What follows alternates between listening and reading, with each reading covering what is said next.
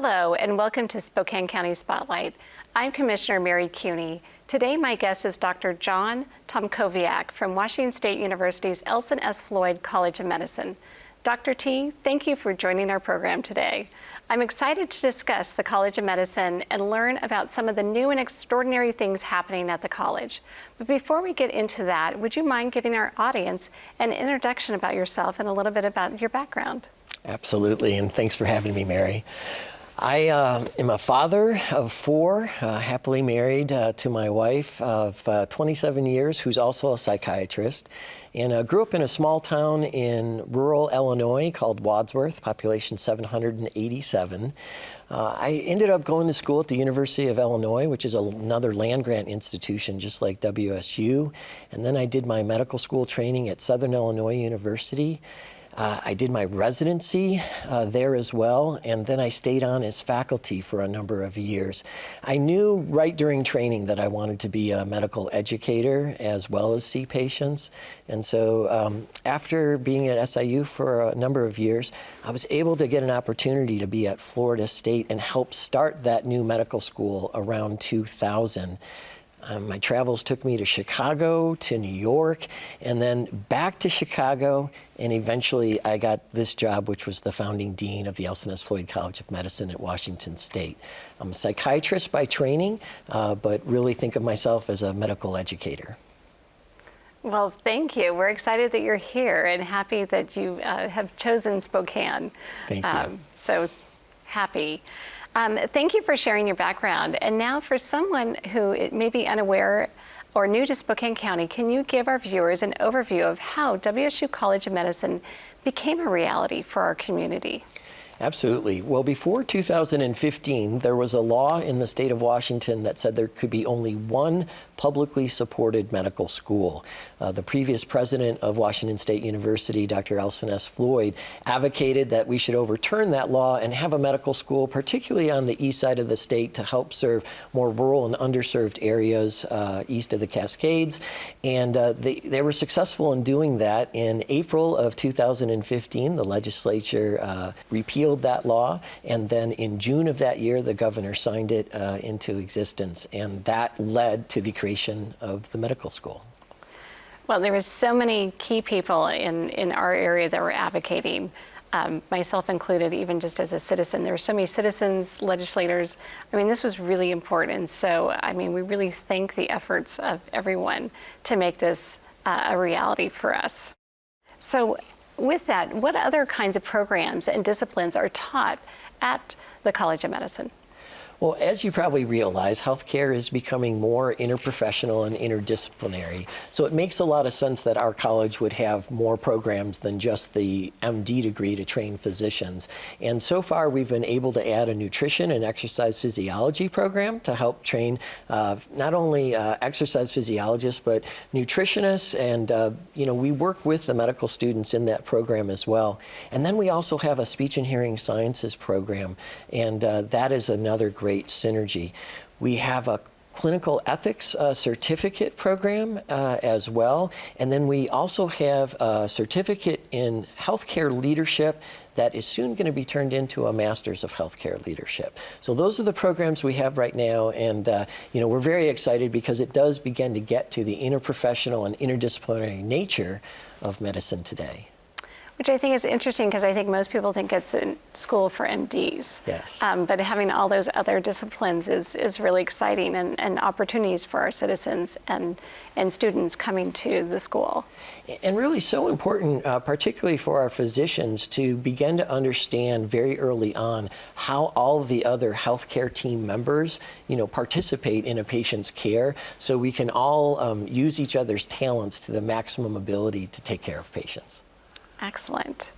Well, I understand that the college seeks applicants with ties to Washington State and have ambitions of improving health in Washington communities. Can you speak to that? Absolutely. Well, from the get-go, we really wanted to focus on how do we serve the state of Washington and its population in all 39 counties. And what we know is that if you recruit students from that state, if you have them go to medical school and then have them do their residency all in the same state, you've got a 70% chance that when they finish, they will practice within a 100-mile radius of wherever they finished.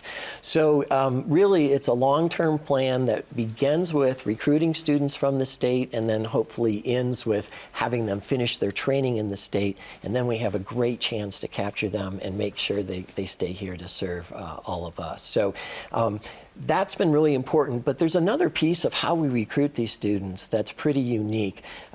We really feel strongly about a person's character and what that means in terms of being a future care provider. And so we are one of the few medical schools in the country that only use numbers like grade point average and MCAT, which is an entrance exam to medical school, as a screening tool. We do not use those numbers to make final admission decisions. Those admission decisions are based on a person's character, the things that they've done, the way that they've served their communities. All those things go into our final determination. And we think that's the right way to recruit future clinicians because we want those folks to take care of all of us.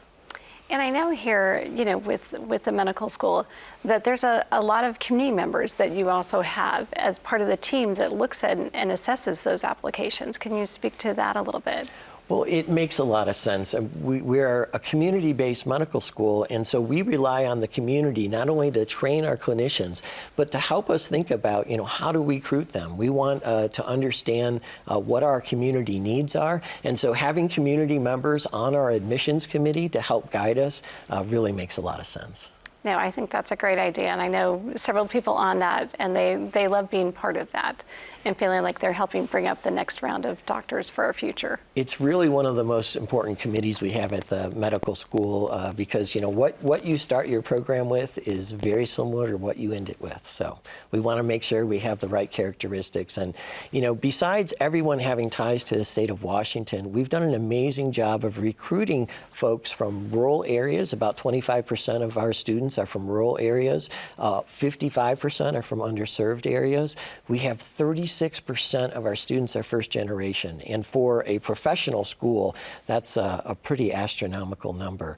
So we are trying to recruit students who really represent, all 39 counties of the state. No, that's great. Thank you. So Washington State University College of Medicine recently celebrated a crowning achievement with the graduation of its first class of medical students. From your perspective, what was it like witnessing that accomplishment? It was really a magical day. Our team has worked so hard over 6 years to get us to the place that we could graduate these first set of students. And so that day was incredibly special. There was a day that was about 3 months prior to that, which is called Match Day, where our students find out where they will do the next part of their residency training. And that was an incredibly special day, too. Some of the outcomes from that match day was, first, as a new medical school, you're always worried, will your students be as successful as more established medical schools? Because those residency training programs don't know the quality of your students. But we matched better than the national average for our students, so we were incredibly proud of that.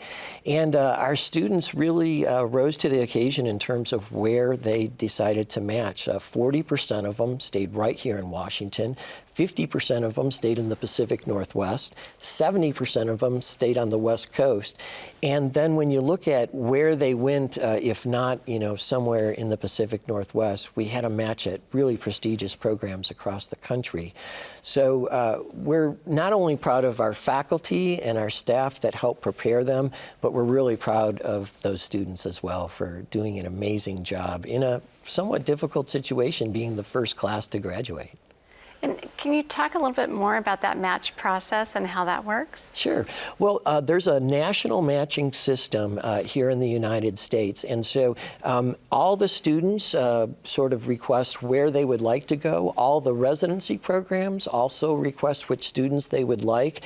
And then there's a sort of a big computer that puts the matches together. And so it's a fairly anxiety-provoking situation because until match day, you don't know where you're going to to end up. You could end up anywhere to finish your training. And that's why it's so important, and we're so happy about the outcomes, because I think we've been able to demonstrate to the residency programs across the country that our training model is a really good one. And it's unique and different amongst medical schools across the country. Wow, that's exciting. I think things that people don't really understand and know that go on for the graduates. Absolutely. So with that, though, the college did achieve full accreditation for completing a rigorous process. I'd love to hear your perspective about that journey to get that accreditation process complete. That's so important. It's been said that the medical school accreditation process is one of the most difficult accreditation processes in all of higher education, and that's probably true. There are 12 standards and 100 elements within those 12 standards that we have to make sure that we're doing exactly right according to the accreditors. And it's a long process. There are 4 different stages. At each stage, you have to be visited, and you not only have to turn in documents beforehand, but then you have to talk about those documents and how you are meeting the elements that the accreditors need to see. And so our team has worked tirelessly to make sure that we were going to deliver a first-class program that absolutely met all of those requirements. And we did it on the first try, and we got our accreditation in June of this year, which is one of the fastest accreditations a new medical school has achieved in recent history. So we're really proud of our team. It was a long process, and just as an example, our final submission was an executive summary of over 200 pages with 2,200 pages of supporting documents. So it was no small feat. Wow. No, and to get it so quickly. Yes. And I'm sure, awesome to get it just as graduation is happening. Exactly. So perfect. Yes. Well, thank you for all the hard work on that, because I know that is a process. So, and just so important, again, to have an accredited medical school here in our community. Absolutely. So we've touched upon the priority for the college to attract students from Washington who want to serve in Washington. Beyond that, what are some of the benefits for Spokane County residents to have a medical school of WSU's caliber in our own backyard? Well, I think there are many, but I'll try to take just a few off the top of the list. I mean, first of all is we've brought a lot of talent from not only across the country, but across the world, both physicians and other kinds of educators to Spokane. And, they're making a difference, not only in the talent that they're bringing, but then the way they distribute that talent and get it out to the community, whether it's through community forums or the actual practice of healthcare. So that's one thing I think that's really important. The second is the growth of research. We have grown in research every year since we've been here. There's 154 medical schools across the country. We are now 104th in terms of our research output. And every time you bring in research dollars, that affects the economy here because we're hiring folks to be in the lab and to make sure that research gets done. And so it's a real boon to the economy. And then the third thing are the students that we're bringing here. The medical school alone has 320 medical students. We have about 80 nutrition and exercise physiology students and about the same number of speech and hearing science students. Those students participate in the community. They do service. Last year alone, all those students did over 10,000 hours of service. So it's pretty amazing, I think, the contributions that not only our faculty are making to the community, but the students that are doing their training here. No, which again, I think is just such an opportunity for all. So I'm very excited about that partnership that is happening and the benefit to our citizens. Absolutely. So WSU, and specifically the College of Medicine, has an important role in leading research in our community. Can you expand on what the role means for you and your staff? Well, this is a real important part of a medical school, and with WSU being a Research One institution, we wanted to take advantage of the infrastructure and all the great things that were already at Washington State University and build upon those. We also, our mission is to solve problems in challenging healthcare environments, and we knew that we didn't want to be all things to all people in terms of research, and the best way to be productive would to be focused. So we looked at, what are the issues facing our communities across the state of Washington that we could really contribute to. So when you look at our research areas, there are 2 or 3 of them that rise to the top. One of those is population health, and that's studying communities and some of the determinants of health and trying to figure out on a community level, how can we improve patients' well-being and health, and then also if there is disease, how can we address disease before it gets worse. And then the second area is substance abuse and behavioral health, and that's an area that we have a lot of expertise, and of course there's a lot of need for that in the state. And so we're building expertise on the east side of the state to make sure that we can address those issues. We're doing lots of research about how to identify these problems earlier and then how to treat them in communities so that folks don't have to leave their communities, because we know support is really important for treating those conditions. And then the third thing is we do have a very strong unit in neuroscience and understanding sort of the physiology and how diseases that affect the nervous system play out over time. And then the last area that we focused on is sleep research. And so we do research that helps set the stage for some of the ways airlines give rest to their pilots on long-distance flights, or trucking companies, how they regulate their schedules of their long-distance truckers. So we're making significant impacts not only here in and around the state of Washington, but across the country as well. And so with that research, are you getting local people, or is it people from all across the nation that you're working with? Yeah, we have partnerships locally for sure, but across the state, certainly in the region, but across the country as well. And that's one of the things I think the medical school does very well. It sort of raises the tide for all boats. And just as an example, within Washington State University, we're only 6 years old, but we're the only college that has partnerships with every other college in the university. And that's just sort of an example internally. And then, of course, we have many partnerships with community organizations as well. Yes. No, and so then just looking at how much medicine has changed in the last 50 years, I'm sure you have an interesting perspective on the direction of medicine.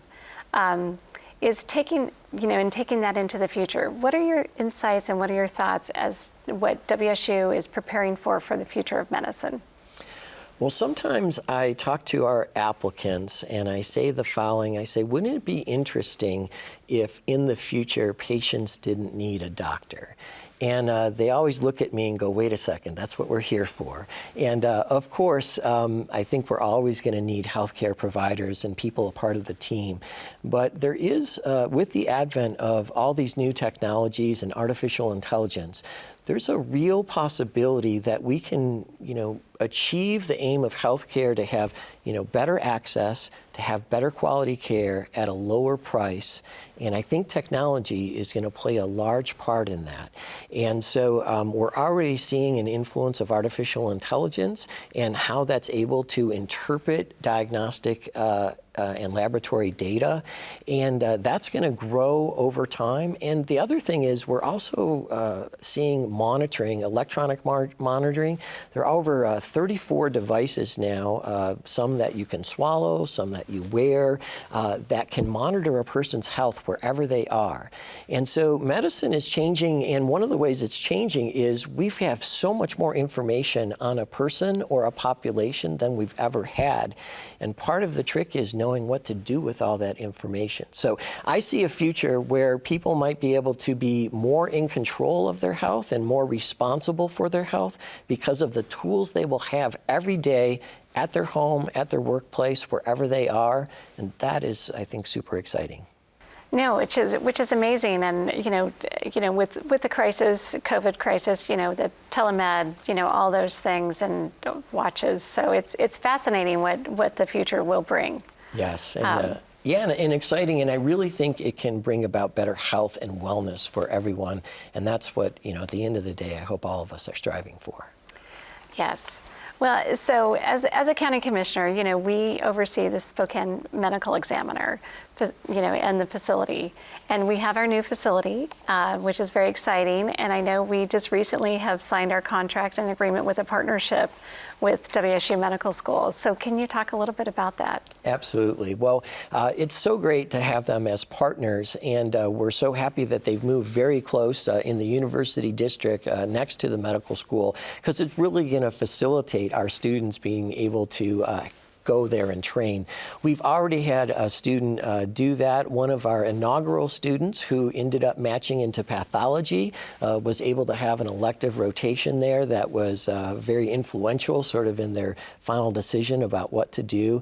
And there's just going to be more and more of that going forward. And, it's really good for all of us to understand in medicine, different aspects of what we do throughout the continuum of medical care. And so having them as a partner has been really great. And, they're one of many partners. We have over 200 partners across the state of Washington, and we're just so happy that they're geographically so close.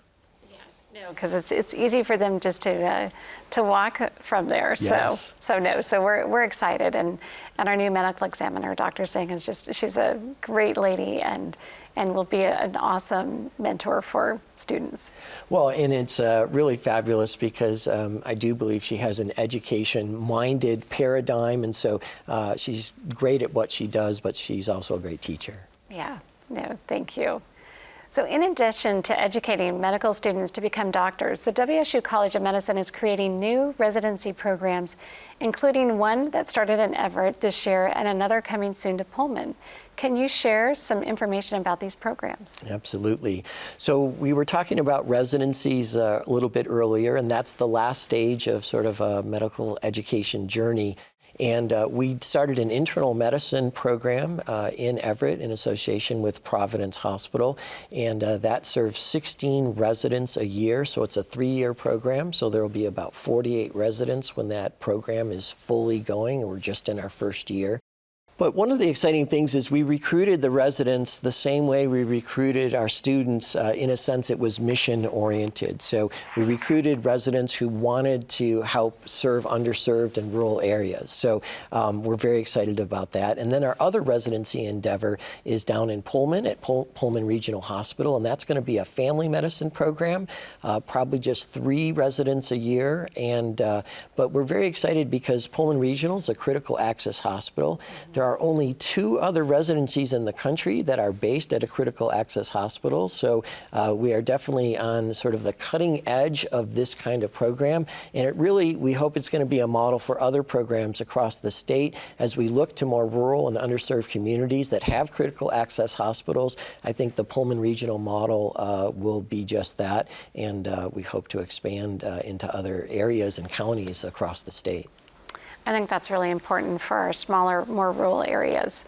So appreciate the efforts that are going on there. Thank you. So the college has emphasized increasing healthcare across in rural and underserved communities and launched the Range Community Clinic in 2019 to provide patient care. What is happening with the Range Community Clinic now, and what can people expect from it going forward? Well, Range Community Clinic is an interprofessional practice plan, so we have faculty not only from the College of Medicine, but pharmacy and nursing, also a part of that.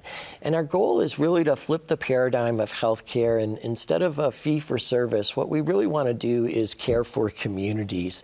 And so that's the model that we're looking to going forward, is how do we bring comprehensive care to communities that focuses on quality and, controlling cost. And I think that's going to be the future of healthcare. So being a new medical school and a new practice allows us to sort of leapfrog into that healthcare space, and we're very excited. So even though we've only been up and running for about a year and a half, we've already seen about 15,000 patient encounters. We've done 5,000 vaccinations in terms of COVID, and we've traveled 11,000 miles in our healthcare coach and have visited 10 surrounding counties. And that's a part of our mission. You know, we want to provide comprehensive care to underserved and rural areas, and our mobile coach is one way we'll do that in addition to telehealth. So we're just at the beginning of our journey. We're very excited. Well, and I'm sure if it started in 2019, you had a little disruption with COVID. Just a little, yes. But you do have a coach that then goes out, a bus, I guess, that goes out and serves, so you don't have to find places out in those areas. That's exactly right. And that, you know, that's one of the things we wanted to make sure. We want to bring care to people and their communities, and the coach is one way we can do that. Okay, so then in our last few moments, do you have anything else that you would like to share with our audience today? Well, we are a community-based medical school, which is a little different than a traditional academic health center where they have their own teaching hospital. And so partnerships with organizations, healthcare providers, but also other non-for-profits in the community are really our lifeblood. They help train our students, they help make us better, and they help us understand what do the community needs. So we are so grateful to all of our community partners, not only in and around Spokane, but across the state of Washington, who have agreed to partner with us. And it's been so exciting meeting the people from these and meeting the folks in the communities that we are meant to serve and hearing how we can serve them best. So a big shout out to all of our partners, and thank you. Now, well, and I have to say it's fun and exciting. I've had an opportunity as mentoring with leadership. So some of the students have leadership mentors, and I've gotten a chance to then meet up with those students, in different coffees to just talk about what's going on in Spokane County. So it's exciting, and I love the fact that you really are reaching out to the community when you bring people into the medical school, as well as why they're at the medical schools. So, and in Spokane, we're blessed and we're excited, and it's been a great partnership. Well, we certainly feel lucky to be here. Thank you. Well, I'm afraid that we're out of time. I've enjoyed our time today with Dr. John Tomkowiak, and I want to thank you for being part of our program today. As a reminder to our audience, all of Spokane County Spotlights can be accessed on our website and YouTube channels. I'd also like to remind our audience that Spokane County has recently launched a new community survey to help determine how to spend the American Rescue Plan funds that will have been allocated to Spokane County. Please go and fill out the survey. Visit spokanecounty.org/ARP. I'm County Commissioner Mary Cuney. Thank you for joining us today on the Spokane County Spotlight.